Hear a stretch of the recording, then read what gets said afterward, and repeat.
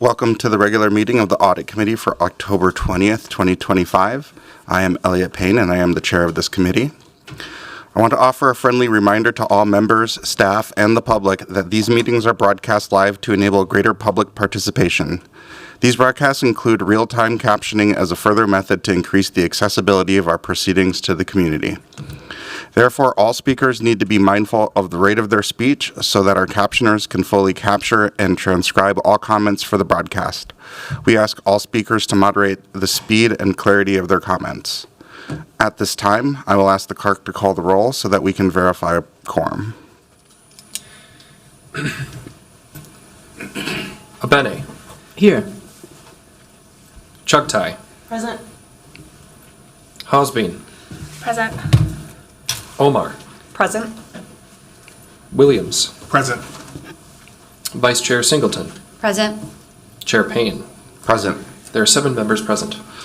Let the record reflect that we have a quorum. Colleagues, our agenda is before us. May I have a motion to adopt the agenda? So moved. Second. All those in favor say aye. Aye. Opposed say nay. Ayes have it. Next we have the acceptance of minutes from our August 18th, 2025 meeting. May I have that motion, please? So moved. Second. All those in favor say aye. Aye. Those opposed say nay. That carries, and the June 2nd minutes are accepted. And before we begin, I would like to notice the changes in membership on the committee. Due to Becca Thompson's resignation from the Park Board, she also leaves a vacancy on this committee. The Park Board has filled that vacancy with Commissioner Kathy Abene. She comes back to us after serving with us from 2022 to 2024, so we are pleased to welcome her back. Welcome back. Thank you very much. We have 5 items in new business today. We'll begin with item 3, which is an update report from the police department on actions related to recommendations from the 2024 MPD fleet management audit. We invited MPD to present on this item, but my understanding is that they are not here this morning, so I will recognize City Auditor Timmerman. Thank you, Council President. That is true. We have 2 updates today on past audit findings and corrective action plans. In the auditor update that we'll go through here in a little bit, we'll discuss the efforts that the Office of City Auditor has made over the last 2 to 3 months to get them to participate and come before this body. But in the meantime, let's talk about the off-duty work audit, the internal work that we've done. Community Safety Auditor Travis Cam has a few updates, and then if we could move, we'll skip the second MPD item because they have not provided updates, and then if we could move into the City Auditor updates, then I can talk a little bit about the efforts that our office has made to get them to appear before this body. Okay, so just to confirm, we are going to get this update on item number 3 and then skip item number 4. That's correct, and then if we could move the auditor updates to replace item number 4. Okay, I can do, without objection, let's go ahead and do that. So I will recognize Mr. Cam. Thank you.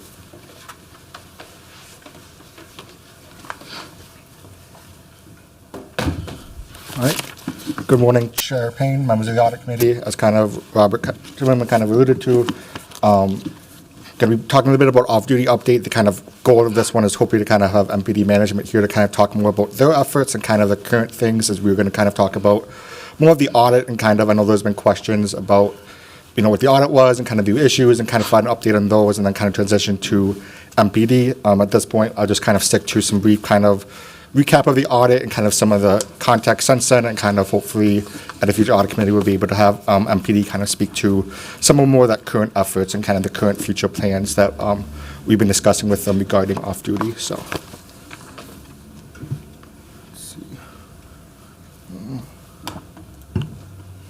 yep, the agenda, again, kind of off-duty and then follow-up. So the objective, just a quick recap of the objective, was to review police off-duty work policies, procedures, and processes to ensure internal controls are in place and operating effectively to adequately manage public safety, risk, and inform officer health and wellness. So those that officer health and wellness and kind of always worked kind of approach this one. This was published back in September 2019. The scope, again, kind of, related to those items. We were able to look at a limited amount of data from 2018 through the audit time period in 2019. We looked at governance, processes, internal controls. We also did some benchmarking and data analysis that were included in the report in terms of what the data that we were able to achieve and kind of what other organizations were doing with off-duty work. Just kind of some brief notes. I'm not going to go through all this stuff, but kind of a recap a little bit of what off-duty and some of that is. So MPD has a decentralized model. Basically, we require approval of secondary employees to ensure our police officers are working at approved sites. They're also required to kind of get approval to work at those sites. MPD officers are allowed to use their squad cars, their equipment for off-duty work. There's some policy language around, how they're required to sign in and out, as well as, kind of report their time. But otherwise, that MPD does not manage off-duty work. Businesses and organizations typically, reach out to officers or reach out to their precinct, where, requests can be directed to the appropriate person to kind of, in terms of, potentially having an off-duty officer work at a location. Eligible officers are free to accept off-duty work and handle their own coordination of the work with secondary employees, including scheduling and payment. A lot of times there's often a dedicated scheduler who kind of handles all that for the site or the business, and then officers are kind of scheduled through that officer. Pay is determined through a variety of market factors, different location type, location worked. I think there's been a lot of significant changes. There's kind of some of that too since 2019, considering the events that have happened. The report, we kind of contain 4 observations and kind of a bit more context and kind of why they're open, which is I'll kind of get to in a second. But the first one related to technology enhancements. So you noted there's difficulty. Second one was policy requirements. Third was kind of off-duty and oversight and monitoring. And then 4 was squad cars and controls around those. So the first one, so we noted manual and efficient systems. Scheduling system did not support complete tracking of shifts and approvals. There was user access management limitations, a lack of overall system integration and functionality. And also that impacted the ability for management to do off-duty work. We noted there was a lot of paper forms, disparate systems. The data we were able to review also had limitation caveats. If you kind of look back in the report, we were able to provide some data, but that took some efforts to kind of get, and then there's limitations regarding, as officers self-reporting hours, there wasn't that oversight in terms, or lack of oversight monitoring in terms of issue 3, that kind of also hindered operations. Issue 2 is policy and procedures, so we hadn't had a list of items in there related to policies and procedures around strengthening, including around hours worked, notification, oversight monitoring roles and responsibilities, strengthening of requirements around approval for off-duty work and scheduling supervisors, a lack of a standard operating procedures, there was cash payments, a lack of a review and approval of all secondary approvers on a regular basis. Issue 3, oversight monitoring, so oversight monitoring for off-duty work policy compliance is not performed, approvals are not updated, not all officers working for a secondary approval are approved to work for that approval, we noted. So we had recommendations around roles and responsibilities, establishing measures to monitor, improving data and systems, and the ability to track, review, analyze, and establish accountability. Issue 4 was marked squad car usage, which kind of ties a little bit into the MPD fleet management audit. This one was, we noted that marked squad car usage was not consistently approved or tracked. At the time, there was a paper system of signing out cars. We noted back in the MPD fleet management audit in spring of 2024, that was finally updated to a smart sheet approval system. We noted also some other items regarding cars taken from the squad car garage, and then the kind of the GPS tracking capabilities, which also ties into that MPD fleet management audit that we recently discussed. So from that audit, we had these issues. The audit 2020 due dates. In early February 2020, city leadership announced creation of a task force to review and develop recommendations on the management of off-duty work. That included, kind of looking back, was the MPD, mayor, city council, and police federation. From what we can tell and kind of what we were updated, the work group met a few times, but then with the events of spring 2020, that was delayed and kind of ultimately stopped. And then also, through our audit issue follow-up, we know that management responsive recommendations changed positions. There's significant changes in the operating environment since then. And then also, with the 2020 MDHR investigation, and also the DOJ, there was questions within MPD of, what changes might be required, what might those be, and how they would impact off-duty. There was some mention of the consent decree regarding kind of overlapping a little bit with kind of some of the items we identified in the audit, regarding approvals, the scheduling of a direct supervisor or someone of a higher rank, regarding the approval for squad cars for working off-duty. There was also a limitation on hours worked in the consent decree hours, and then also there's a requirement that MPD will maintain a system so that on-duty MPD patrol supervisors are aware of each secondary employment position within that location and the identity of each employee working that location. And then also there's some data requirements in that as well. We also know that there's been recent follow-up items from the council related to off-duty work. And then in April, there's also a small change to MPD's policy and procedure around standby employees. And from what we discussed with management, from what we can tell, more changes and updates are anticipated. So kind of with that, we also know that in spring of 2024, MPD created an inspections unit that we've talked about before began assigning that unit oversight responsibilities for off-duty work. We noted that, there's some forms that they've created, there's some requirements. There's a requirement now around supervisors having to check in and off-duty sites and kind of take note of those, and also around tracking of the squad cars. And we've been in regular kind of contact as this unit's been kind of developed on their capabilities or resources, kind of the progress and plans. And that was kind of the goal today, was kind of discuss more about those. Just something for note that we kind of identified this for several years now, kind of risk assessments, kind of related to off-duty work and kind of the need to kind of follow through on these updates and kind of make those changes. Some of the limitations kind of, we relate back to the MPD scheduling system and kind of some of those that are longer-term issues that we've been trying our best to stay informed and update with. And we'll continue to follow up with management on those updates, and do hope to kind of have them come and kind of talk more about the plans and kind of some of that work in the future. Thank you.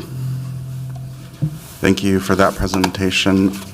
Are there any questions from members? I'll just say I really appreciate the depth of this work and the timeline. Just for the members of this committee's awareness, City Council passed ordinance to provide for charging fees for our off-duty work. So one of the highlighted issues was, well, I think this touches on two of the highlighted issues. One was data tracking, and two was fleet management. Our fee is aiming to reflect the costs associated with using a city-owned vehicle. And by having that fee, that should also be able to provide for a sustainable funding source for stronger data tracking. So this is a reflection of how the work of this body can help lead to legislative and operational changes.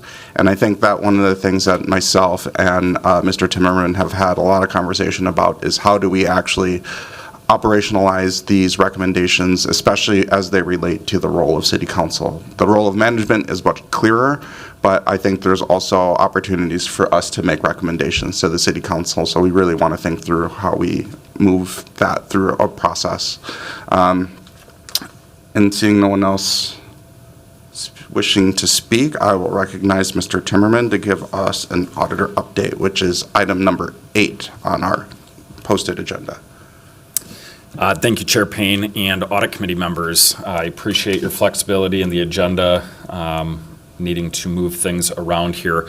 With our normal city auditor update, we will go through the items we typically go through, and then I have a few slides at the end that will focus a little bit on cooperation with the Office of City Auditor, so we can address, I'm sure, some shared concerns about lack of attendance from folks that we're looking for updates from.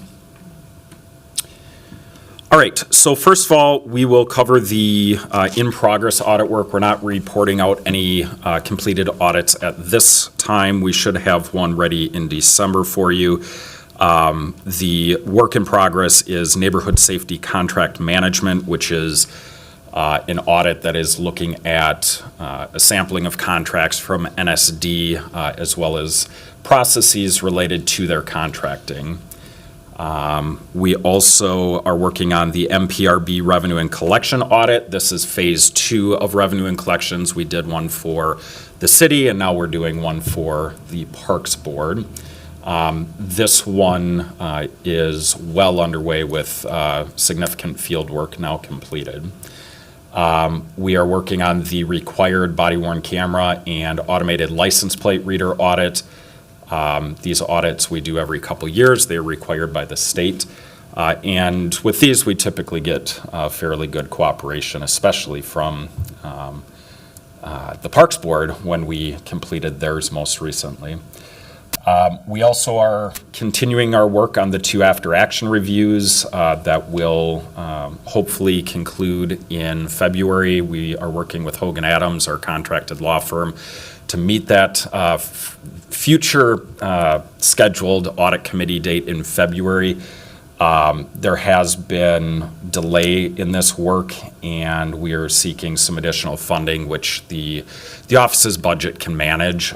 We just need to go through the proper processes to request use of that funding. So a little bit more on those audits in progress. The objective of the NSD audit is to look at processes, including the administration, management, reporting, oversight, and monitoring of their controls to ensure that their contracting processes are effective. This one is also in a fieldwork status. The scope has been updated to cover 2025 up to date. To more accurately assess current practices. As I mentioned, MPRB's revenue and collections audit. This is to review the design and effectiveness of controls around the MPRB revenue and collection processes. We visited a number of sites, golf courses, parks. We tried to get to a lot of locations that accept cash so we can understand what that process looks like as well. So as you can imagine, there's a lot of folks and places to go to effectively provide coverage on this audit. Body-worn camera and automated license plate reader is to test MPD's compliance with state law regarding body-worn cameras and license plate readers. As I mentioned, these are audits we have done year over year, I believe every 2 years. And then the after-action reviews, as you're well aware, it's to conduct an after-action review of the case involving the shooting of Davis Maturi and the death of Allison Lucier. All right, so I will quickly just cover the numbers on fraud, waste, and abuse. We've got 2 open investigations. Both are in progress. Typically, we just provide a status update on these because these are highly sensitive and often end up going to labor relations or the city attorney's office. And so we try to just provide a status update on the volume of these until there's any final resolution. And then as far as prior audit issue follow-up, we heard a little bit from Mr. Cam this morning. But we've also got a few more slides that Director Pudyal will cover. He'll talk a little bit about audit issue statistics, details of closed issues, and then open audit issues that we are still following up on. So I will hand it over to Director Pudyal. Thank you. Good morning, Chair Payne and member of the Audit Committee. I'd like to provide some update regarding some of these open issues and where we're at, and also provide a little bit more details regarding some of these issues and the status of those open issues as well. So basically, for out of all the open issues, we have audit issues that's considered open. So basically, that means, so with any audit issues, we have the tentative completion date. So this basically means so that tentative completion date has not come yet. So it's still in the open status. So every time some of these issues go beyond that tentative timeline, they fall under overdue audit issues. So right now we have 24 of them. And the last one is the audit issues validation in progress.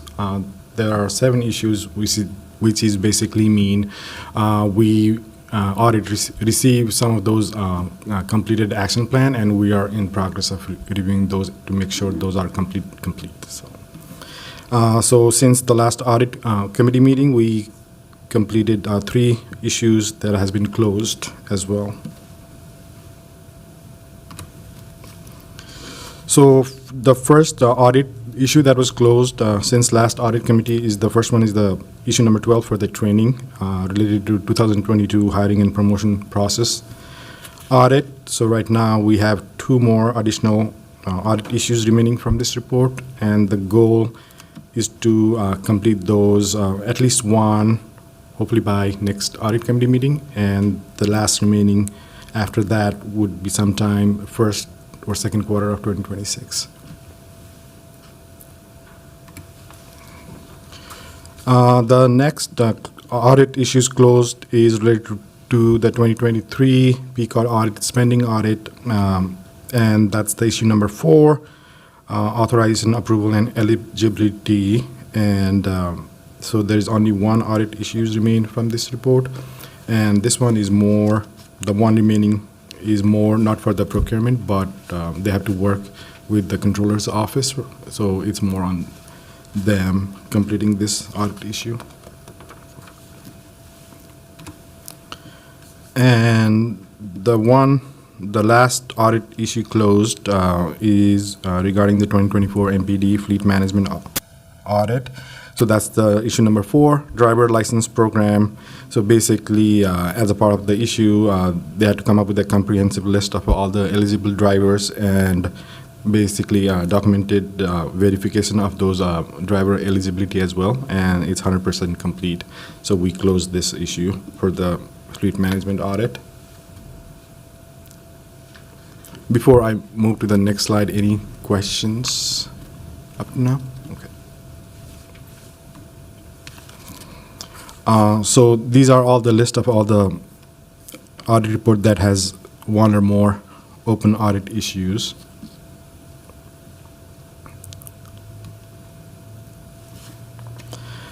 And so basically these are the detailed list of all the audit and the issue number and that what are some of these issues are and how they were rated, as well as where they fall, whether it's overdue, open, or validation in progress. So we have listed all those 35 open issues right now.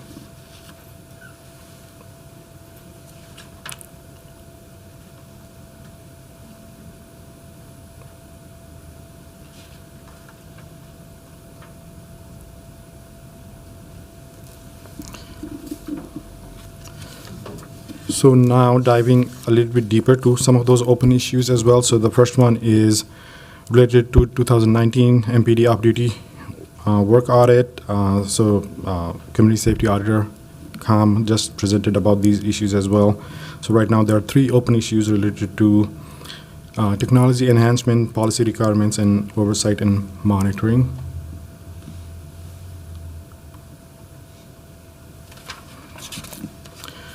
So the next one is related to the 2021 personal work issued mobile device policies and controls. So right now we have 3 open issues regarding this audit related to mobile device inventory management, mobile device disposal, and data governance. And we recently closed an audit issue related to policy and procedures, because a lot of these things are based on finalizing those and issuing those policy and procedures. So we'll provide some more updates in near future regarding some of these open issues as well.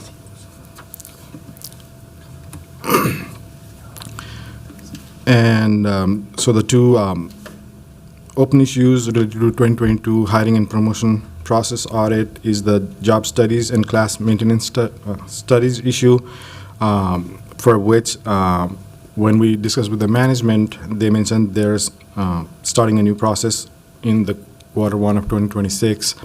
So basically, our goal is to see how that process works and maybe validate some of those process as well, and decide whether it's time to close this issue in future or not. And then related to the issue number 16, related to appeals, grievance, and other concerns, we are working with management to obtain some of these supporting documents, which some has already been completed, some are in progress. So hopefully by next audit committee in December, we should be able to close this one issue up.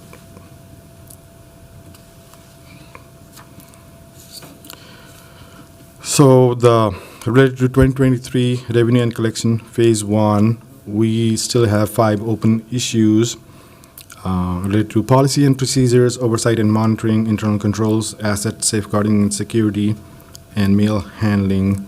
So basically, we have been in touch with the management.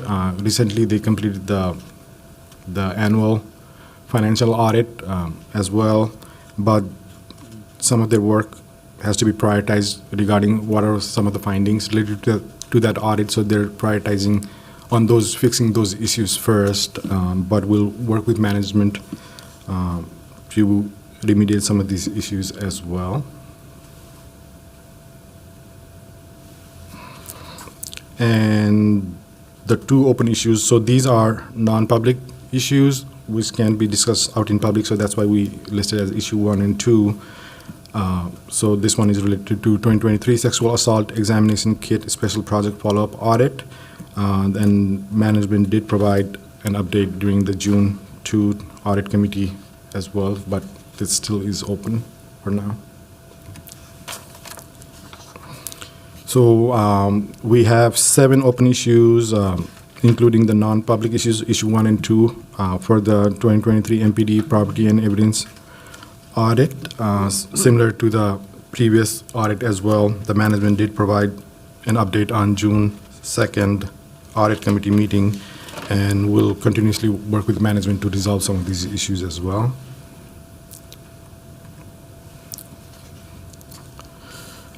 So this one is the last, so for the 2023 P-card spending audit, we have 1 issue for the oversight and monitoring, and so this is the last one. And again, because originally the responsible party for this one was the deputy CFO, and that position is vacant right now. So we'll be working actively with management to resolve this issue as well.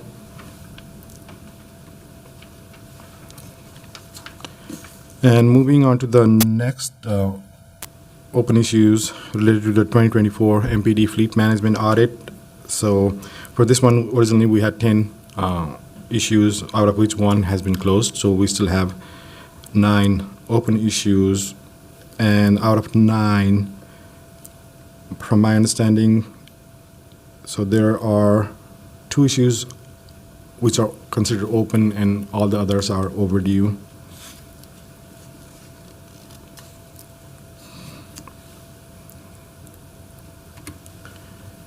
And so for the 2024 NCR city funding to neighborhood organizational audit, we have 3 open issues related to policy and procedures, oversight and monitoring, and NCR risk assessment. And for them, the first one, policy and procedures, is overdue, but the issue number 3 and 4, they're still considered open. So management is working on resolving these issues as well. And any questions? Member Hasbin. Thank you, Chair Payne.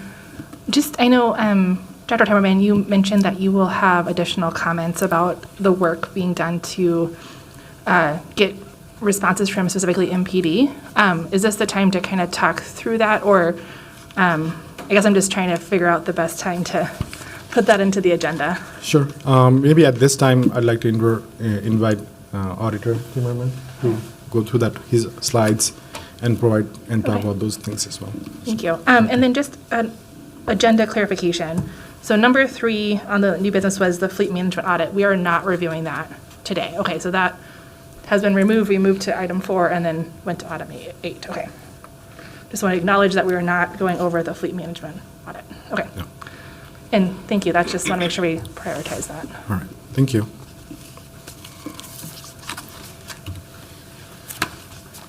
All right, Chair Payne and Audit Committee members, to answer that question in about 7 slides, we'll get to that, and once I get through those, we will definitely have time for questions.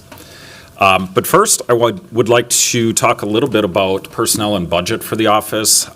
We've been working hard on our plan and vision for right-sizing the office.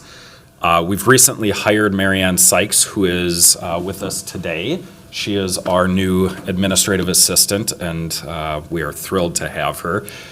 She started on September 24th and is getting up to speed quite quickly. We have hired Eric Wynn, who is going to be an internal auditor, hopefully in the advisory services, special review and advisory services division that we're attempting to create.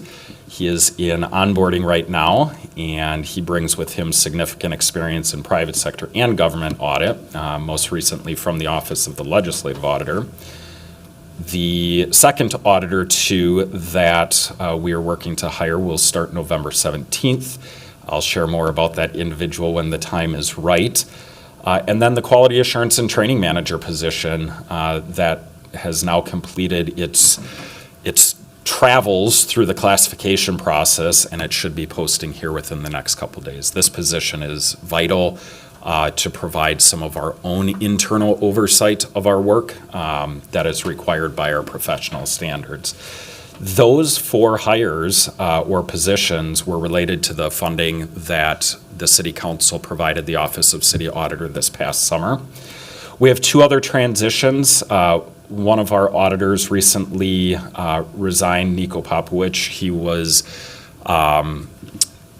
great at some of the reviews for training needs and process and procedural needs, and so I want to thank him for his service. And then Kamlin Alid, who's here today, I want to thank him for his many years of service. He is going to be leaving city service as well here pretty soon, so thank you, Kamlin. All right, as far as budget updates go, last Thursday I presented the mayor's budget proposal to the budget committee. I demonstrated or discussed some conflicts between that budget proposal and the needs of the office to meet the demands of the public, as well as folks internally within the city to provide adequate oversight. As far as budget goes related to the Lucier and the Maturi reviews, we're contracting with a law firm, as I mentioned earlier, and we are needing an increase in allocated budget and time on that. I'm hoping the time portion of that won't be needed. As I mentioned, we're still intending to release a report in February. But because of some of the delays we've experienced and, quite frankly, the overall volume of body-worn camera and evidence that we're reviewing, there is an increase in budget needed here.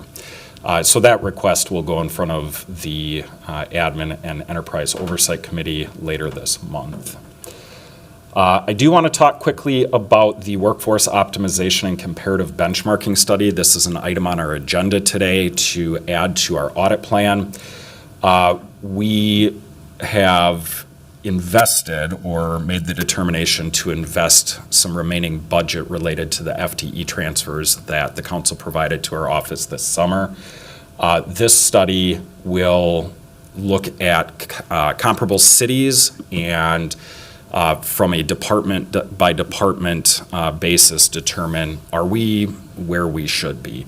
Ultimately, rather than just being a study showing, okay, here's where Seattle is and here's where Portland is, we will provide some recommendations that the council, the audit committee, and others can use in decision-making going forward. As a part of the budget update, I provided this slide, and I'll share a little bit about the information that I did share with the budget committee. But the mayor's proposed budget affects our office, and first and foremost, it confirmed the transfer of 10 FTEs from the Office of City Auditor to the Office of City Clerk. This was par and O&E. You're very familiar with this transition because their work was deemed incompatible with the work of the office due to the irreversible threats to independence. The mayor's budget confirmed the council's transfer of 2 FTEs, but it also reduced staffing level of 2 FTEs, which are the ones that are circled in red. Without these positions, our ability to provide timely, meaningful, and accurate information back to this committee as well as the city council is significantly limited. This is probably the first time you've seen the vision on paper for the Office of City Auditor. On the right side, it is the structure that we are attempting to build, and that is including a new division with special reviews and advisory services. We would maintain the internal audit and assurance services division, and with an investment of the final phase, the final 3 positions that I'm seeking to right-size the office, that would add a deputy city auditor, a director of special reviews and advisory services, as well as a lead worker for that new division.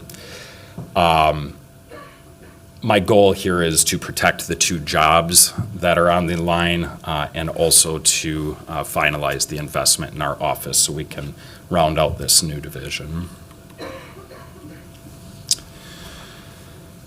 We did, for the budget presentation, take a look at what other cities are doing with their complement, their audit staff complement.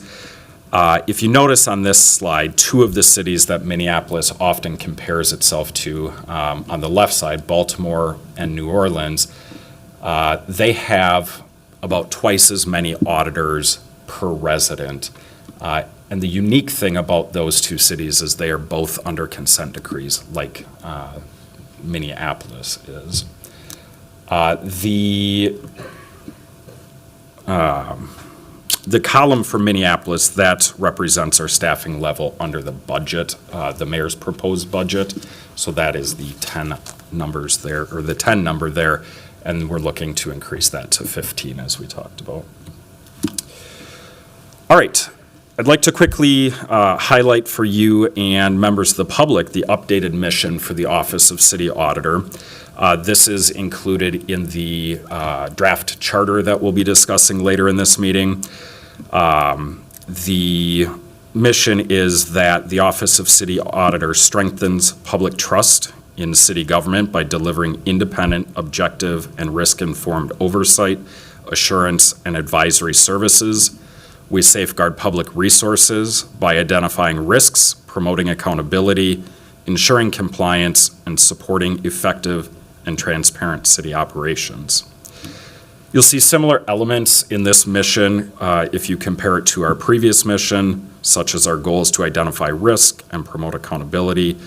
However, I felt it important to include language to highlight our lens on strengthening public trust. We've not yet rewritten the vision statement for the office, as we plan to do that as a part of our 2026 audit plan and our future business planning. As a part of the budget presentation that I presented last week, we also developed new values. We want to communicate these across the city internally, but we also want to communicate these to the public. So these values, along with the updated mission, will live on our website, they will live on our City Talk site, and we're going to start using them either in our entrance meetings for audits or FAQ documents that we provide to auditees, because we want to make it very clear the values that we bring into our work. I'm not going to read through them, but they are here on the screen, and as I mentioned, soon they will be on our website as well.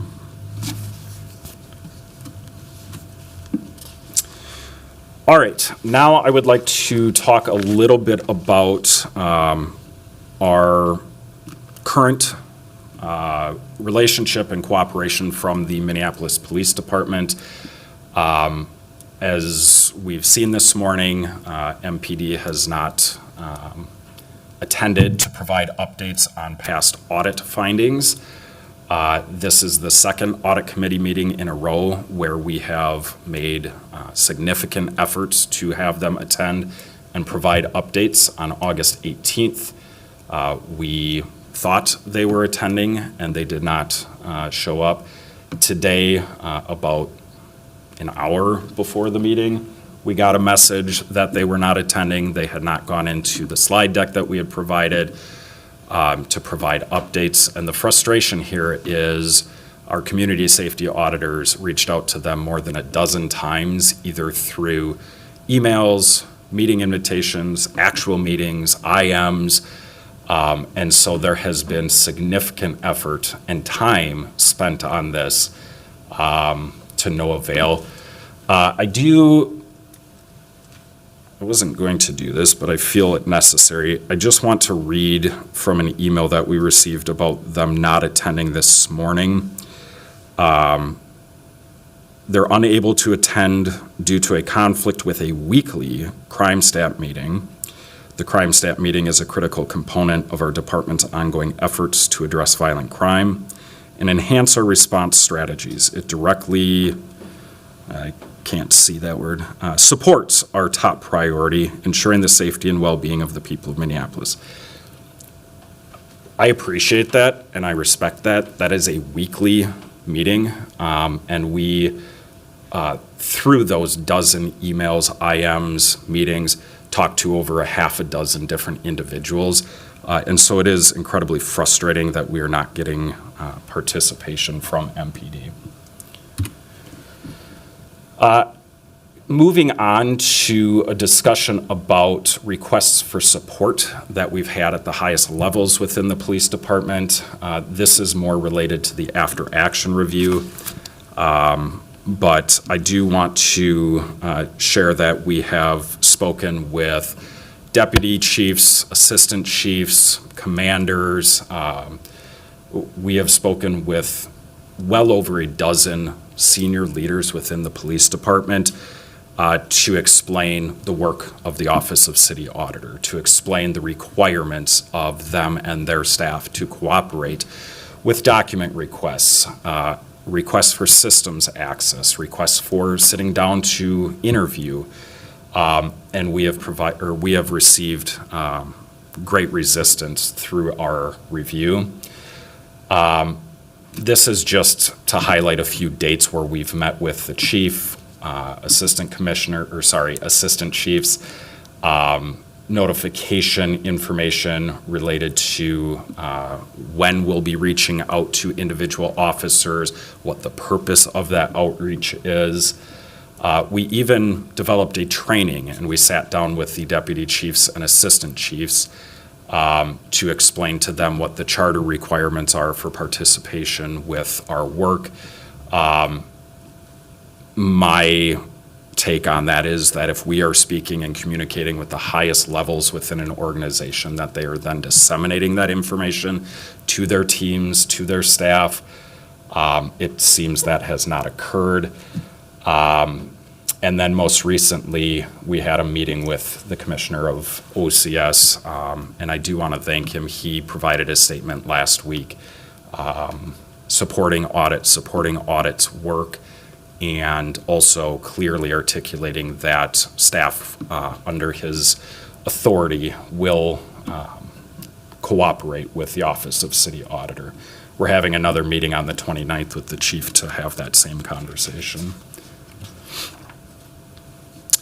So last week, there was some communication that I provided to the Budget Committee that talked about some of the delays we've experienced from MPD. I made a comment that individual officers were not responsive or that they were not cooperating.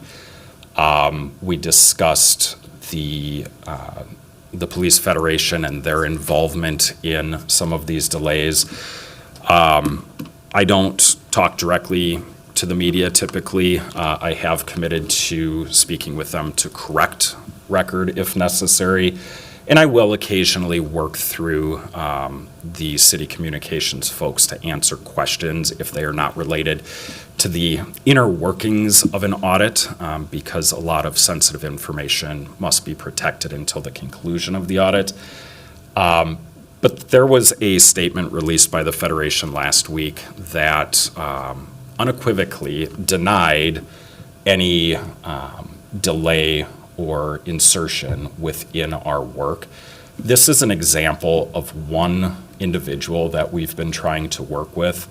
On 8/18, we first requested to speak with this investigator.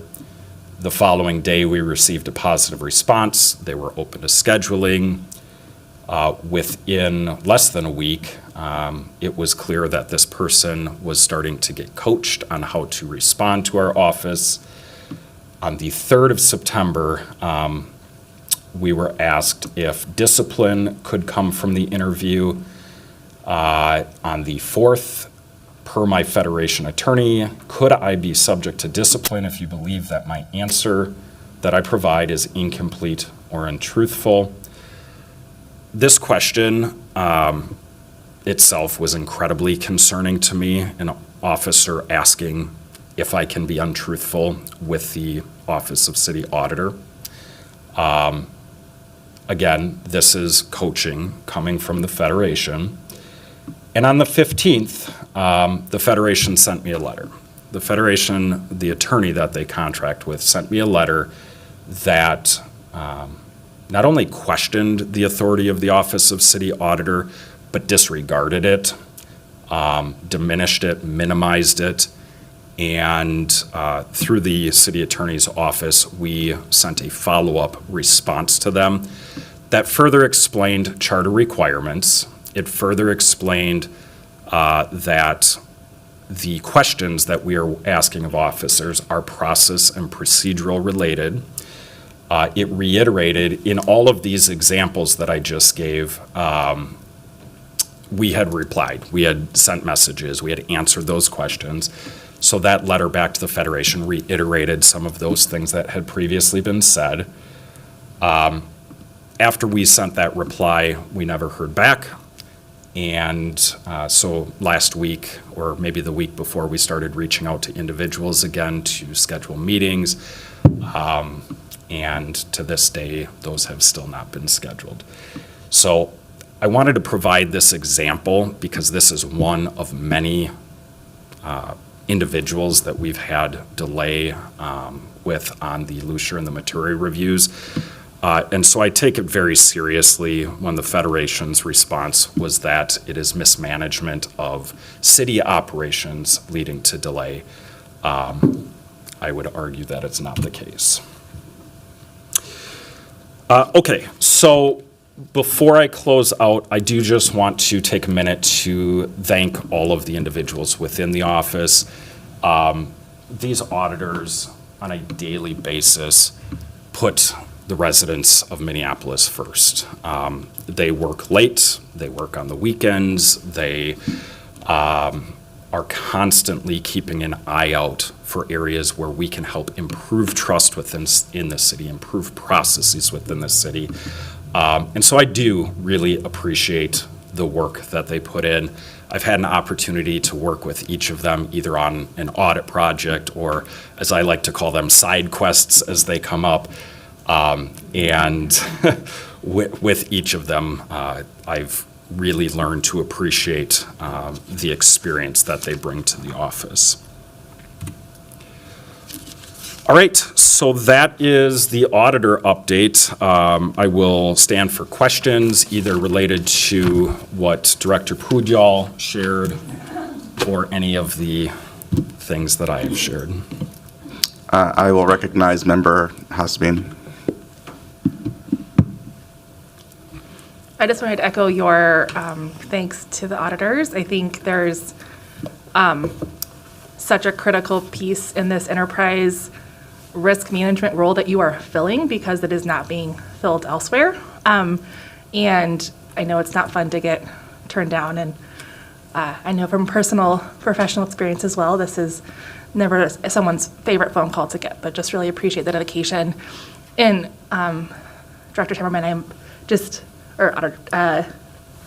really appreciate your slides and your dedication to the Budget Committee and to the follow-up and the charter updates. So I'll leave it. I have a lot of feelings, but we'll leave it at that. So. Thank you. Vice President Chugtai. Yeah, thank you, Mr. Chair. Auditor Timmerman, I'd echo the comments that, grateful for the work that you and your department do every day, and the integrity with which you carry out your work. I would imagine that it is a really thankless work, and I really see the commitment, in particular, to making sure that we get really thorough, really excellent audits coming out of this department. So thank you all for your work. I'm sorry that you deal with what you deal with. Now, I feel like I understood a little bit of the concerns with regard to. Maybe resistance is the right word here. Resistance to cooperation or compliance with the city charter and the audit charter by the Minneapolis Police Department as you were carrying out some of these after-action reviews. I really appreciate you detailing that in this presentation today. I am alarmed. I am alarmed by what I hear and what I see right now. So I'm hoping perhaps that this committee, if members are interested, would engage in a conversation here that can hopefully end with some formal communication that perhaps this committee should send to the police department. Backing up, your summary of the charter, the city auditor's summary of the charter and their obligation, and perhaps more formally, I guess, requesting their presence in this committee to respond to some significant issues that have been identified in public and in our closed sessions, along with reiterating the importance of not just cooperating with the audit department and auditors when they are asked to, but to do so truthfully. So I don't know if other members are interested in that conversation. I certainly think this rises to a level that should concern all of us. Thank you, Mr. Chair. Member Williams. Thank you, Chairman Chair. I couldn't agree more. I think I'm still a little, I don't know if confused is the right word, on why you're not getting the cooperation that you're asking for. And so from what I've seen and heard today, what I've read through, I don't know if there's anything else to do except for have some form of a formal communication back to MPD requesting cooperation so that, minimally we can move it forward to get resolution to things that I think all of Minneapolis wants resolution to. Vice Chair Singleton. Thanks, Chair Payne. Echoing what everyone else has said, but other consideration I have is, in addition to a formal request of MPD, just to make sure that it's very clear and on the record, our expectations, whether there are other channels through which we should be communicating the lack of cooperation and the impact that has on the ability of audit to do its work. So I don't know if City Council, if it sounds like this has already been raised with the council, but I'm wondering what other channels might be available for making sure that this is resolved. Vice President Chugtai. Yeah, thank you. I suppose I just wanted to, hearing a lot of consensus about a path forward. So, Mr. Chair, would it make sense if I made a motion to authorize yourself and our vice chair to work with the auditor to draft some formal communication on behalf of the audit committee, both communicating to the MPD the level of seriousness that they must comply with the charter, along with our expectations about what cooperation means and what it looks like. So if that would be appropriate at this time, I'll make that motion and ask for a second. Is there a second? Okay, that's been moved and seconded. That was exactly where my head was at, and I was thinking maybe a letter could get drafted that could be sent not just to MPD, but to the mayor and to city council as well, so that the entire institution is on notice, and the commissioner. Member Abene, were you in queue? Chair Payne, I have a different topic, so I want to not interrupt this one. Not seeing anyone else on this topic. I'll just, I feel like you presented this information in such a professional way that it almost kind of obscures the fact that this is outrageous. And I just want to really highlight and connect it to like a bigger picture. The mayor banned no-knock warrants, and then Amir Locke was killed on a no-knock warrant. We have a settlement agreement that's in place that has an independent monitor overseeing the implementation of that work, but we have a federal consent decree that was withdrawn by the Trump administration. The mayor issued an executive order essentially authorizing this institution to follow the federal consent decree, but what we see in consent decrees is that barring independent oversight of the implementation of that work, we will see events like Amir Locke getting killed after the direct authority that's in charge said you can't conduct this type of operation. And so it's really highlighting not just the need for MPD to follow the rules of the charter when it comes to audit, it's also highlighting the need for audit to have the resources necessary to actually provide that independent oversight. And one of the reasons we need those resources is because of the recalcitrance of the auditee.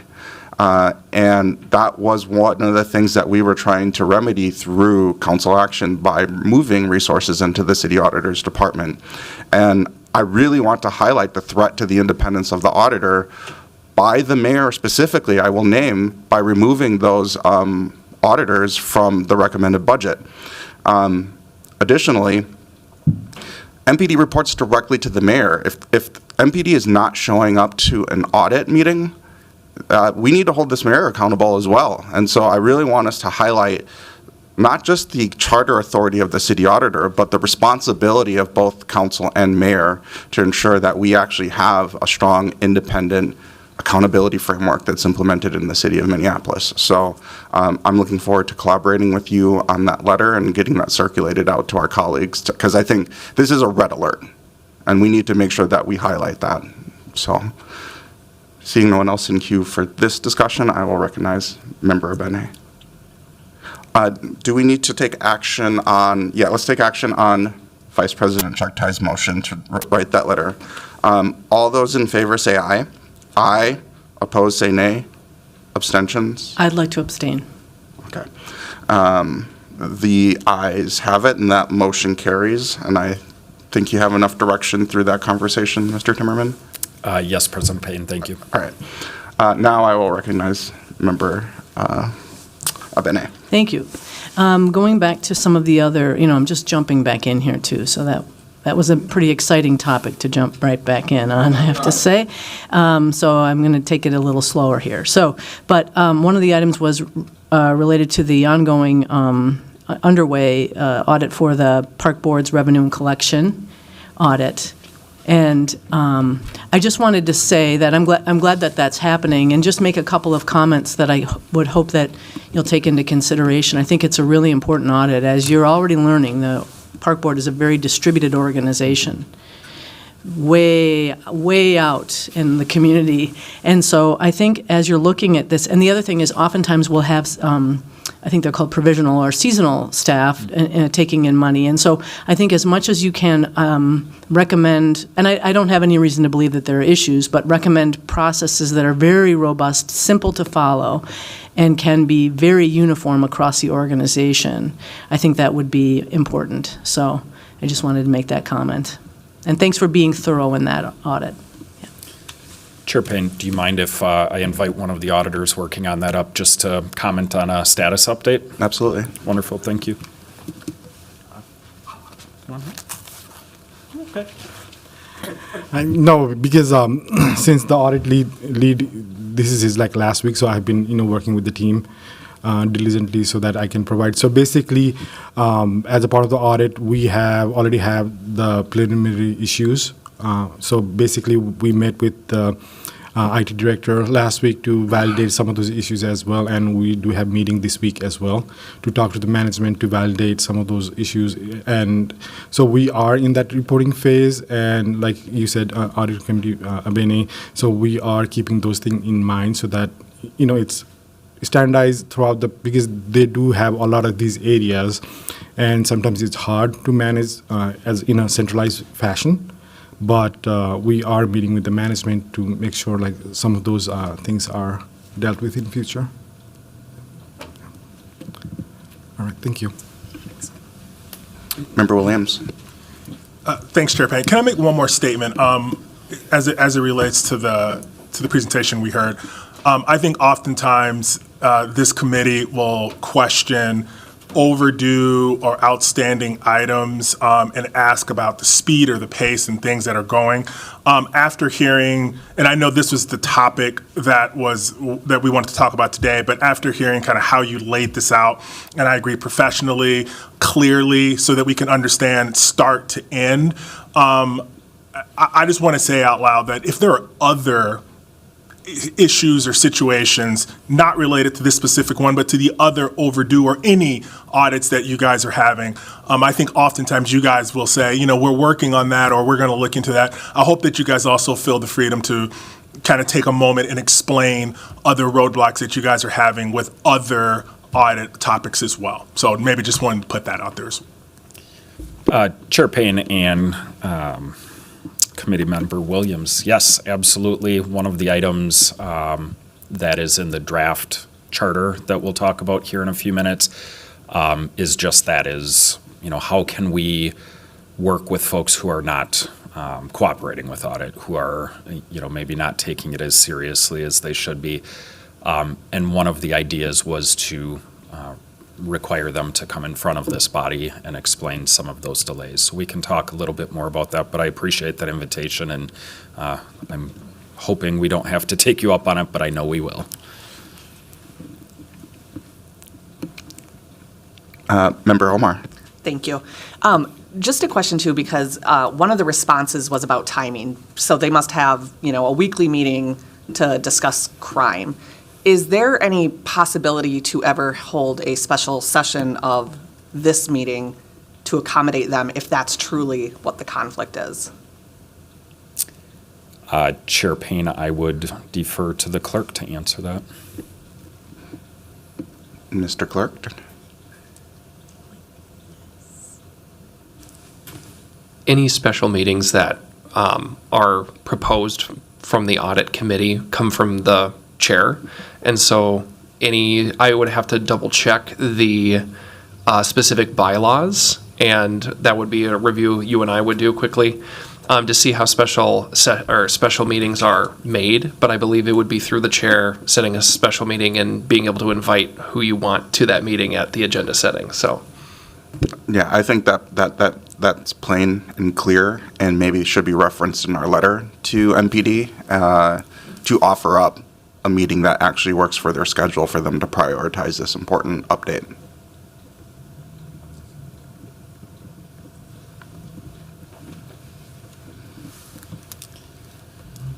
Okay, seeing no one else wishing to speak, I will first thank you for that presentation and ask the clerk to file that report.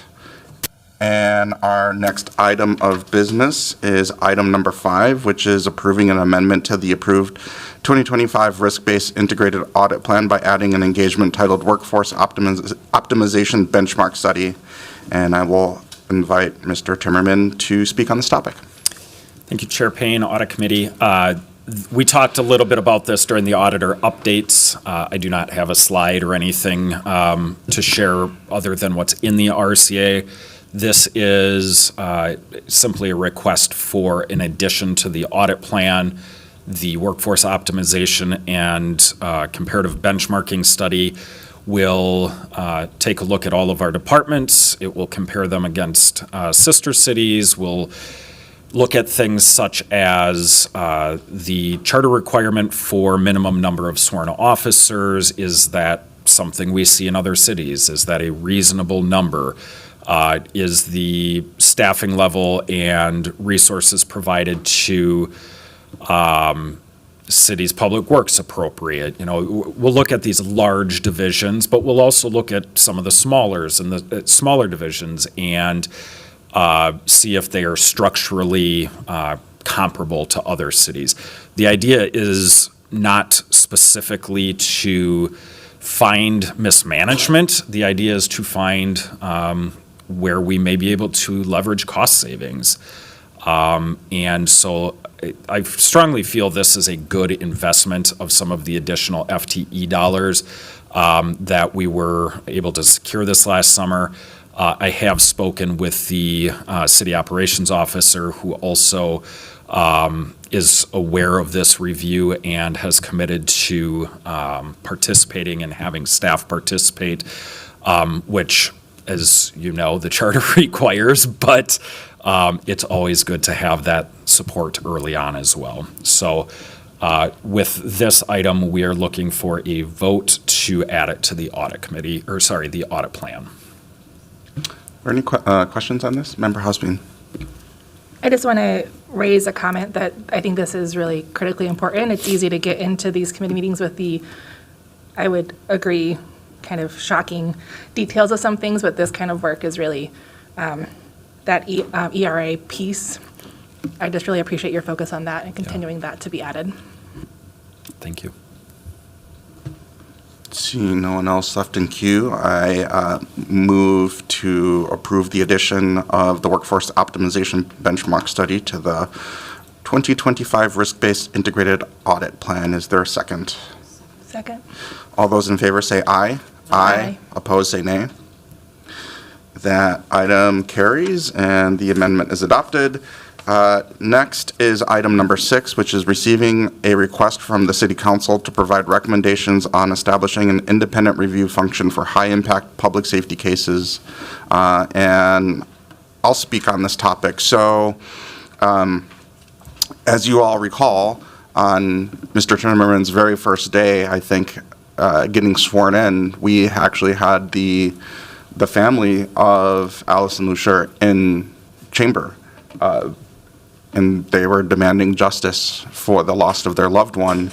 And City Council made a formal request of the city auditor to take up that investigation. Also made a formal request to take up the Davis Maturi case as well. And, you know, speaking as a city council member, I'm very grateful that the auditor came in on day one ready to lead in this way. But the unfortunate reality is that some of these high-profile cases where there is a victim and a family that is looking for answers, there are limitations to the capacity of the city auditor, at least as it's structured right now. And in the request to take on an after-action review of the murder of Mariah Samuels, there was conversations with the city auditor around the capacity to take that on, and it was seen, especially in light of some of the pushback that is now coming to light around MPD on the existing cases that we're reviewing. There wasn't a lot of capacity for the auditor to take on another case, and we need to think long-term, how does this institution actually resolve these types of high-profile cases? Because every family member who loses a loved one and has a case that's unsolved is going to want that justice, right? And so this motion was made as an alternative for that request for after-action review to start the process of thinking about how we can really have a systematic approach to this. And so just by way of background, we have within our Civil Rights Department the Office of Police Conduct Review, which is an investigative agency that is tasked with reviewing on a case-by-case basis instances of police misconduct. But I think we need to have a broader conversation of, is that the right place for these types of cases to get investigated? Does it have the independence necessary for those investigations? Does it have the capacity necessary for those investigations? One of the things that is an unfortunate truth, whether it's in civil rights or in audit, even when you have the highest authority within city government to conduct these investigations, we see that there's pushback from the agency that's under investigation. And so I think there's an open question around, well, how would we systematically be able to investigate these cases and make sure that those families are getting a sense of justice in these cases, while also protecting the independence of those investigations and having the capacity and expertise to actually conduct those investigations. So even in the case of Allison Lucier and Davis Maturi, we are contracting those investigations out. And I think that's partly to do with capacity, partly to do with expertise, partly to do with independence. These are all factors that are weighing that we would want to consider if we were to implement some new investigative capacity. So that's the big background that I wanted to share. But I would hand it over to Mr. Timmerman to maybe share some thoughts, because I know you've put some consideration into it just from preliminary conversations. Yes, Council President Payne and Audit Committee. The request initially was to do an after-action review on the alleged murder of Mariah Samuels. The perpetrator is in custody now, which I am glad to be able to share that. The idea here is just what President Payne outlined. Our office does not have the capacity to do individual systemic reviews whenever there is a high-profile tragic incident.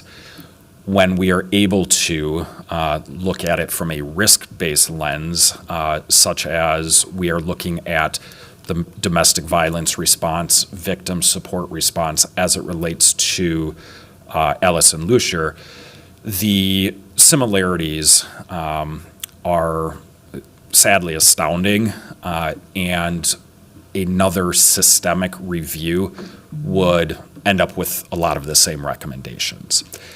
So to offer what family members are looking for, members of the public are demanding, is when there are cases where internal affairs is not the appropriate body to investigate, or OPCR is not the appropriate body, or audit is not the appropriate body, that leaves us with nothing. And so what this review will do is identify a place within the enterprise where these reviews can be handled independently. It will determine what level of resources are needed for that. And quite frankly, that work may end up in the Office of City Auditor. Like if it were to end up in civil rights, it would need to have independence guardrails built. I think there are examples where an Office of Inspector General exists within an Office of City Auditor, or vice versa. It also may be recommended that it's a completely separate entity. So I don't know the answers yet, but that's what this work is intended to do. Member Hosbein. Thank you, Chair Payne and Mr. Timmerman. I would just very much in support of this. As part of the request, I think it would be really helpful to understand what different definitions or checkboxes equal a high-impact public safety case. And I think there's just oftentimes high profile versus resources versus privilege versus whatever that comes out of some of these, what becomes high profile versus what isn't, but maybe is equally as damaging and concerning and a threat to our community safety. So I guess I would just love what that looks like in terms of it not being necessarily media or resource based, But it also can be available for possibly underrepresented or underserved members that maybe don't have that platform. And I have no idea what that is, so I appreciate anything that you can put together as part of this plan for that. Chair Payne and Committee Member Hosbein, that's a great thought. We will definitely perform this review with a lens on equity. Vice President Chugtai. Yeah, thank you, Mr. Chair. Just to hopefully provide some additional context to what Member Hosbein brought up right before this. I think so my office worked with Auditor Timmerman, City Attorney Anderson, and the other authors that were on the request, Members Ellison and Wansley, that came to this committee. And I think we landed on the language of high impact public safety, because I think I have a lot of concern that this just means like whatever's in the press, that's what we want to have like a special arm to investigate, which is certainly not the intent here.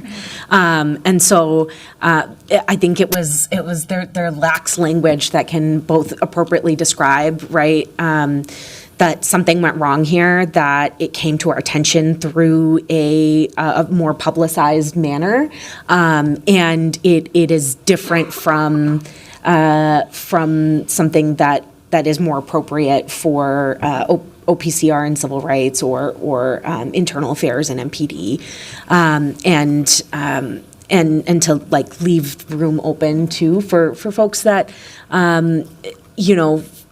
if there is a space that exists through which, or a mechanism that exists through which survivors and family members of victims can appropriately like seek some justice, or can at least have a neutral party look at their case and say, this is where we found the deficiency.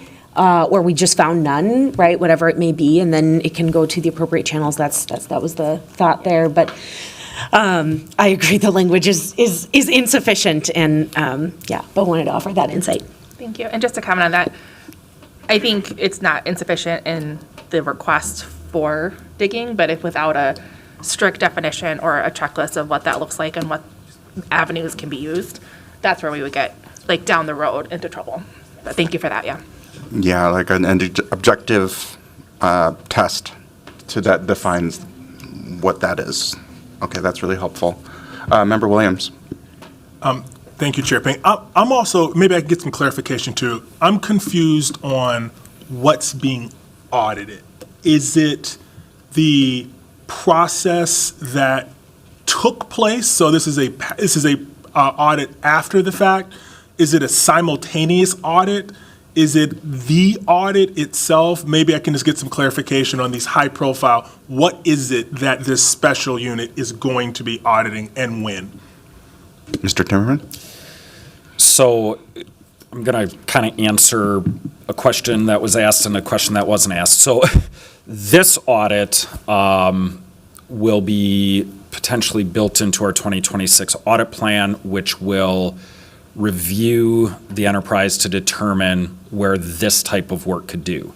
I think the question that you asked, though, is what will those people do? The work that they will do will be similar to audit. So OPCR looks at complaints from the public against individual officers about individual or multiple interactions. Internal Affairs looks at complaints that are made by city employees against officers.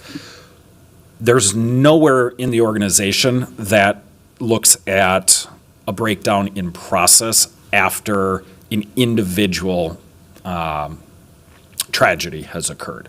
So we have taken that on with Lucier and Maturi, but typically we look at process and decide those at the beginning of the year. We look at them on risk-based determinations. It is not reactionary to public concern, family concern, things of that nature. So it would be doing the same type of review that we are doing on Lucia Maturi, where we are looking for process breakdowns to identify accountability, but also to identify recommendations for improvement. And then I would just add, as we think about the accountability feedback loop or framework, the consent decree is probably the clearest iteration of this, but we have a very clear black and white document that is enforced by the courts that says you need to make X, Y, and Z changes to your department. Those changes will result in new policies. Those policies need to be trained, and then people need to be held to those policies so that if they go outside of the policy, there should be some sort of consequence, usually in discipline, but not always. And closing that feedback loop is about making sure that the policies as adopted are actually meeting the needs of safety. That's what we ultimately want, is we want a safe community and an accountable police department, actually an accountable public safety system overall. If we don't have a way to close that feedback loop, and in these instances, it could have been that every single police officer followed every policy and procedure by the book, and still a tragedy happened. That means that our policies and procedures are wrong, not that the conduct of any individual police officer is wrong. And broader context, I mentioned that the mayor issued an executive order to implement the provisions of the federal consent decree, but that leaves out the role of the court. And one of the things that is a long-term mission of mine, it's why I'm here, is how do we actually create within the four walls of this institution that closed feedback loop of accountability. So I'm introducing an ordinance in the next cycle around the reporting requirements that are outlined in the consent decree as a complementary piece of legislation to the mayor's executive order. But I'm still operating within the constraints of the charter as it exists right now. I'm hoping through this review from the city auditor that there's the possibility of even some charter change recommendations. There might be a need for an independent, an Office of Inspector General that is purpose-built for this accountability feedback loop that can operate even independent of the city auditor. Because what I think is a really durable theme in all of this is the agencies that are supposed to be doing the investigation of MPD need to maintain a degree of relationship with MPD. And there's this constant tension of not wanting to push them so hard that they shut down from you, or not wanting to push them so hard that they completely shut off interacting with you. And right now, the only mechanism that we have to resolve that is the authority of the mayor to say there's a consequence that I'm going to dole out with my authority if you don't cooperate, right? That's the only actual formal authority. And we see politically that this is not just this mayor. Many mayors over the history of the city have not used that authority to hold MPD accountable. So what is that entity that will hold MPD accountable? The intention of a consent decree was that a federal court was going to be that entity. We don't have that now that the Trump administration withdrew the federal consent decree. So this may result in the short term a new division within the city auditor's office, but over the long term it may require a charter change to create an entire Office of Inspector General. But today we are starting the work of laying out that roadmap. Member Abene. Thank you, Chair Payne. Just to clarify, today's maybe if this is an action that's voted on, it would be added to potentially added to the work plan for 2026, and it's to identify and make recommendations for filling for the gap, essentially. Chair Payne and Committee Member Abeni, that is exactly correct. Okay, thank you. Yep. All right. Seeing no further questions or comments from committee members, I will direct the city auditor to establish an independent review function for high-impact public safety cases. All those in favor say aye. Aye. Those opposed say nay. Any abstentions? That carries. Next, we have item number 7, which is receiving and discussing proposed updates and amendments to the audit charter. I will once again invite Mr. Timmerman to present on this item. Thank you, Chair Payne and Audit Committee. I don't know, yes, we do have it on the screen. So you should also have a copy in front of you.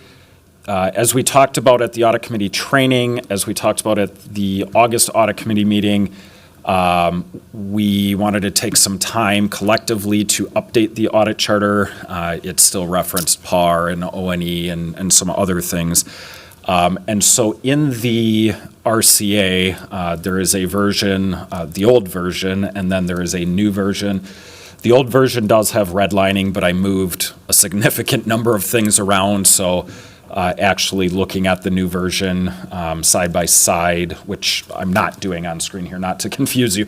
But if you wanted to see the difference, that would be the best way to do it. The one that's in front of you here and on the screen is the proposed updates. I will highlight just a couple of the tweaks, and that is some streamlining for plain language, readability, updating with our new mission. We definitely call out some more of the independence requirements. We talk about further down the standards of audit practice, which are now expanded to include the USGAO Yellow Book, or the Generally Accepted Government Auditing Standards, in addition to IIA standards. There's a few new items in here based on the discussions that we have and that, or have had.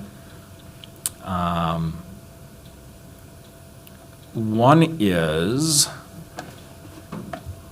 where are we here?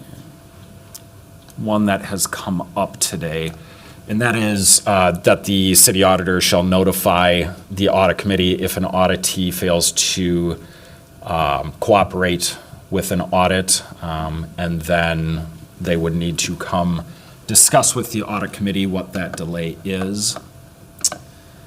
I'm gonna leave it there just to open up the discussion. I know that the city attorney that helps support the audit committee also has some thoughts, so you know, if we could just have time for an open discussion, I will kind of let you guys do your thing. I'll sit down for a minute, but if you have questions, just let me know. Member Benet. Thank you, Chair Payne. Yeah, actually, I do have questions, and I have a couple of things I just, you know, again, jumping back into this, but I took some time to review this and understand why it's happening. And some of my maybe comments here might even be somewhat grammatical, and forgive me, I have to make them. So, so with that, I think in the beginning, under the introduction, there's kind of a past tense for demonstrated a public commitment, and I think, you know, sort of making that a present tense of demonstrate a continued commitment or something like that. That's just my thought. But in that same line, in that same sentence, I believe there's a little bit of a non sequitur referring to although the internal city audit, the internal audit function and audit committee were codified before. You know, I think it's a bit of a non sequitur. If you could take a look at that sentence. Okay. And then down under purpose, a lot was omitted. I'm looking at I marked up the track changes document. I think it just recommending removing the word after this charter of further, just this charter defines the role and authority. I have a little more meaty stuff coming up, I promise. So under item 6, it says the city council may remove the auditor, and I'm wondering why it's the city council and not the audit committee in that case. Chair Payne and committee member Abene, I believe it's the city charter, but it might be city ordinance that articulates this. It's a very valid question, and I don't know the origination of that or the intent of that. Maybe possibly somebody on the committee knows or the attorney knows. Off the top of my head, the city auditor is an officer, and there is a provision in the charter for the removal of officers broadly. Okay.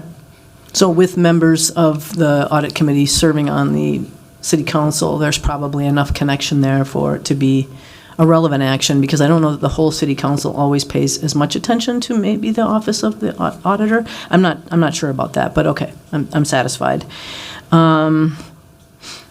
There was, let me see, I'm sorry. Okay, so for the it's item 2 now, I believe, the develop an annual risk-based audit plan. And forgive me now, I made these notes so long ago. Mm-hmm. There is some approval by the audit committee and, okay, so never mind there, forgive me. Okay, so under preliminary scope, the scope, it says will be further defined during preliminary audit work, and I wonder if it should just say may be further defined, and that those changes should be approved.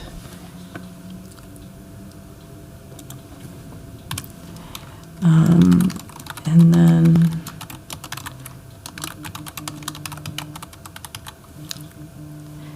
under audit, under 5, update the audit plan. I think it should say the city auditor shall notify the audit committee, but I'm wondering where these special reviews come from, but I think I just had my question answered. So maybe that could be clarified, where these come from, and in this case, it could be the council, the mayor, or others. I'm not clear on that. Chair Payne and committee member Abene, so for the update the audit plan and notifying the audit committee, that comes from IIA standards. Okay.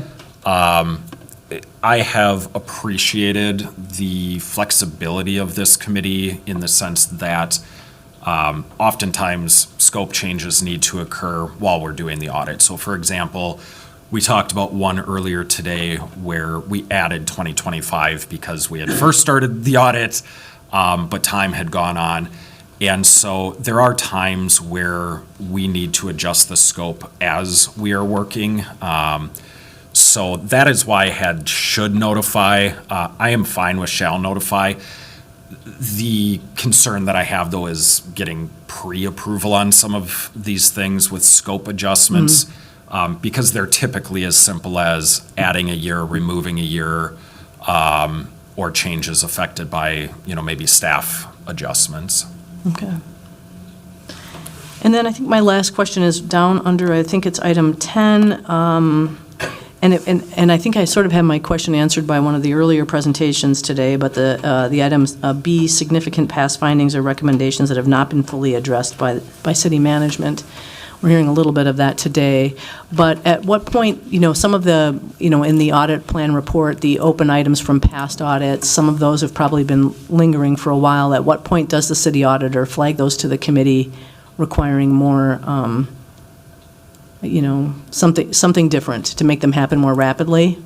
So I think you learn about those items by keeping these audits open and continuing to work with the city departments. Is that correct? Chair Payne and Audit Committee, yes, that is correct. I like the suggestion of flagging others because, as you saw today, there are some that are from 2019, I believe. And sometimes it's a quick update because they're not major, or we know that they're in process. And other times they give us pause, and so we should be flagging those for you. So I will, I'll work on some language to set like a threshold for when we should go into more depth on those and why we're getting delay. Okay, thank you. I think those are my comments. Thank you so much. Thank you. Member Hosbein.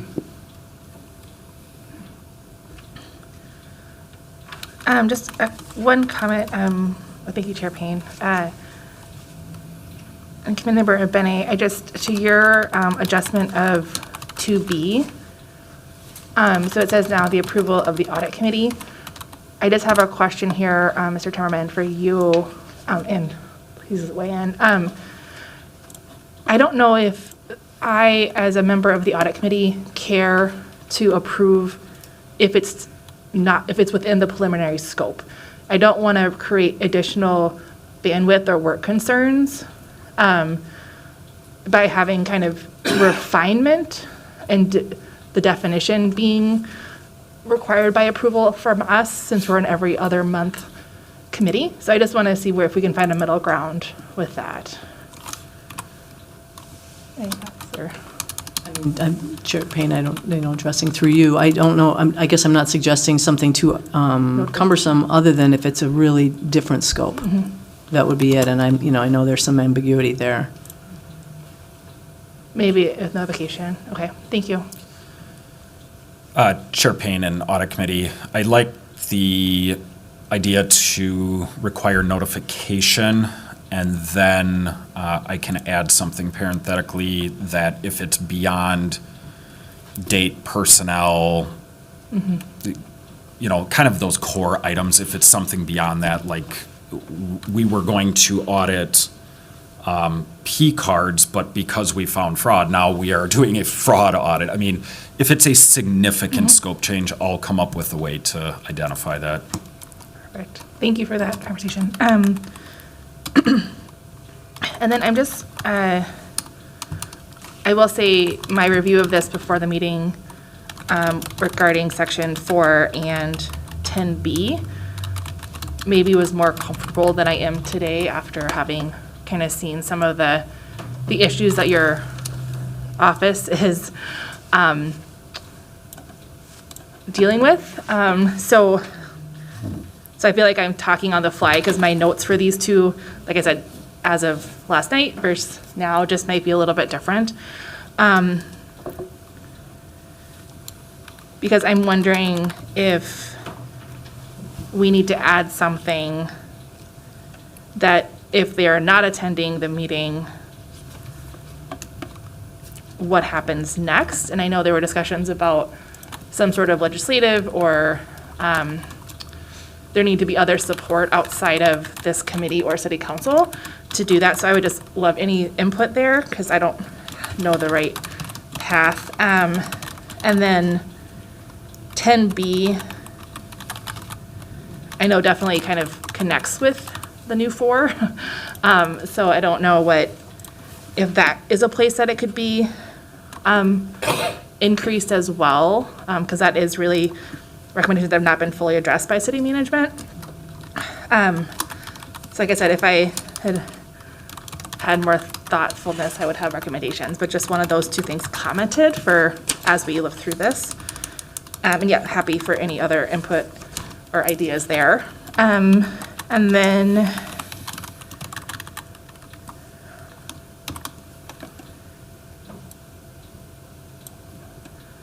and then 3, and unfortunately I don't have my track changes on this computer.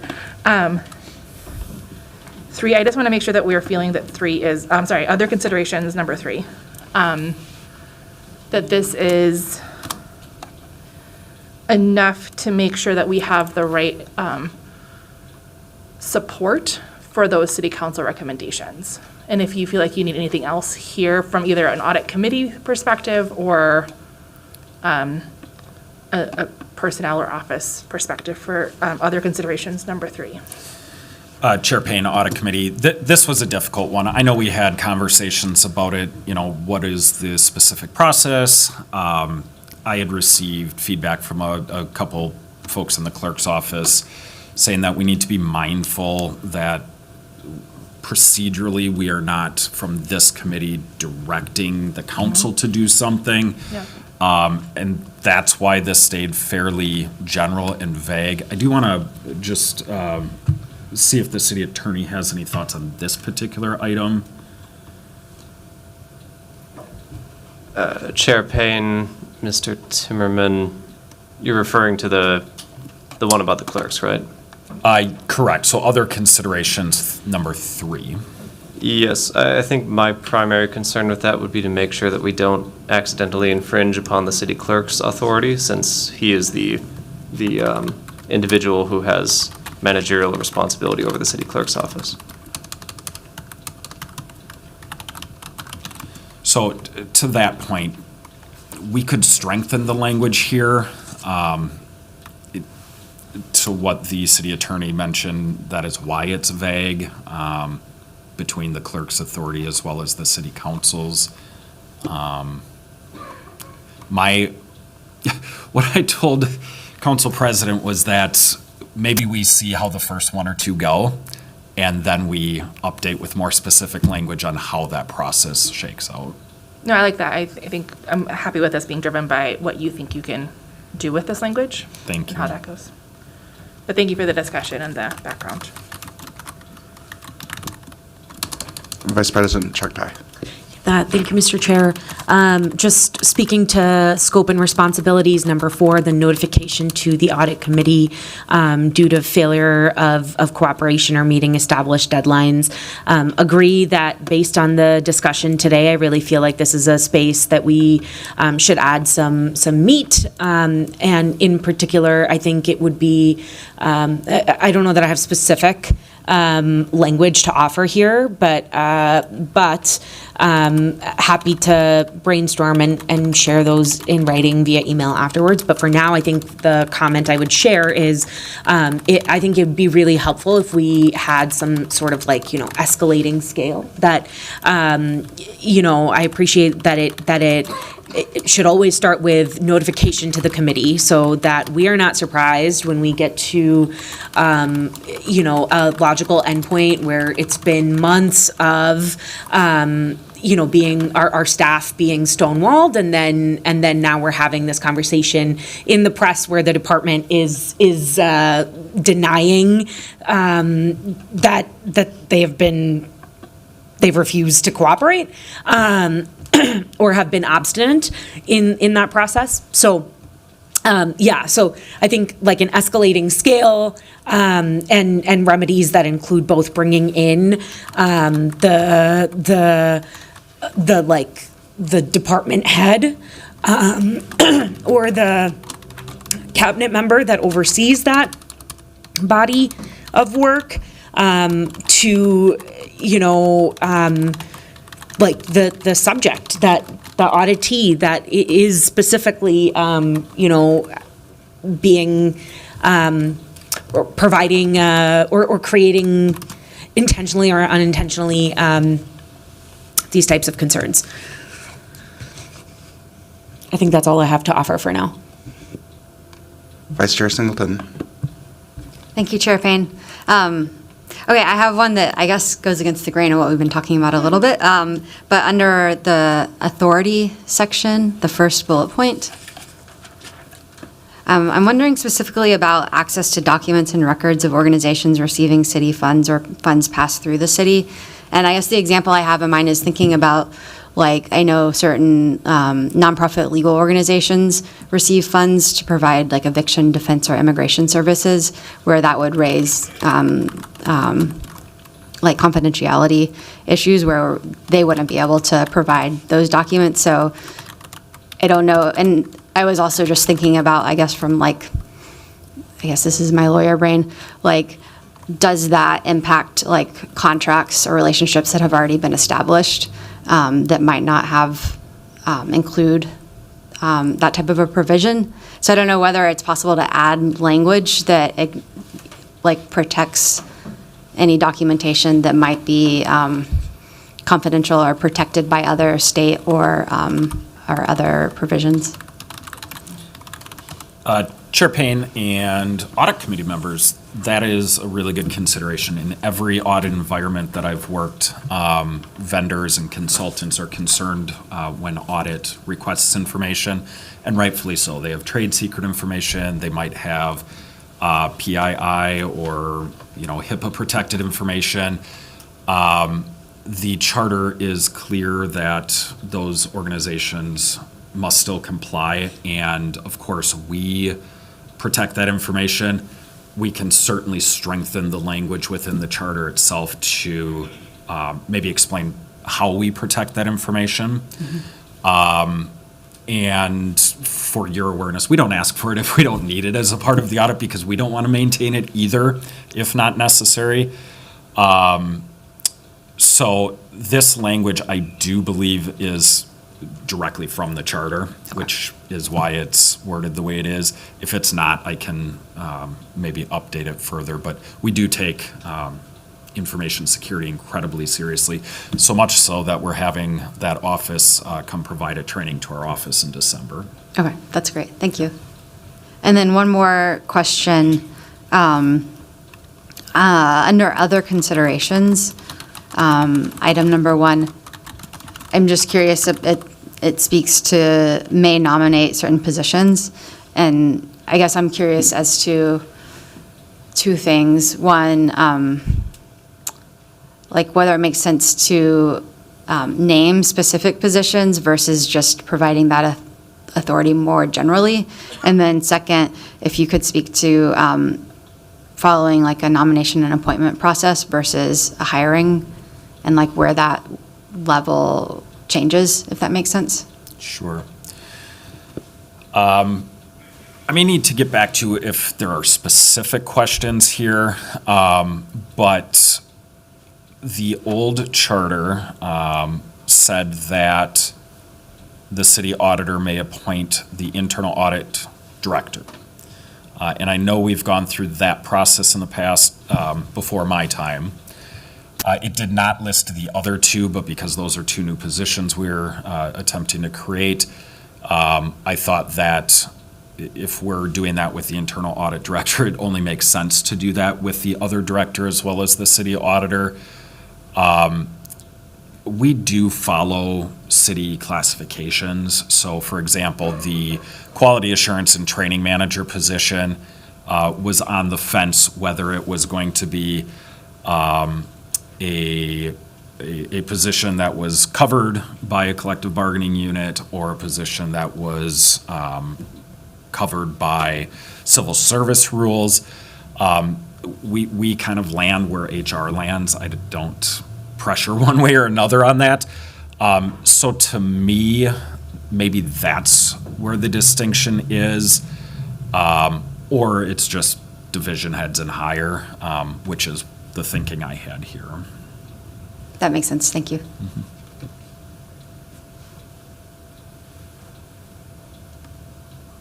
Any other questions or comments? Mr. Timmerman? Chair Payne, one last thing that I wanted to mention is that, this was meant to be a conversation, to take some notes in. My hope is that I can work with the city attorney's office to finalize some of this and bring it back to you in a final version in December, incorporating these changes. I will make sure to get it out to you with enough time to review it. If you have suggestions beyond what is in that document, please send them to our office. Great. So no further action required at this time, and I will direct the clerk to receive and file this report. And seeing no further business before us, and without objection, I declare this meeting adjourned. Thank you.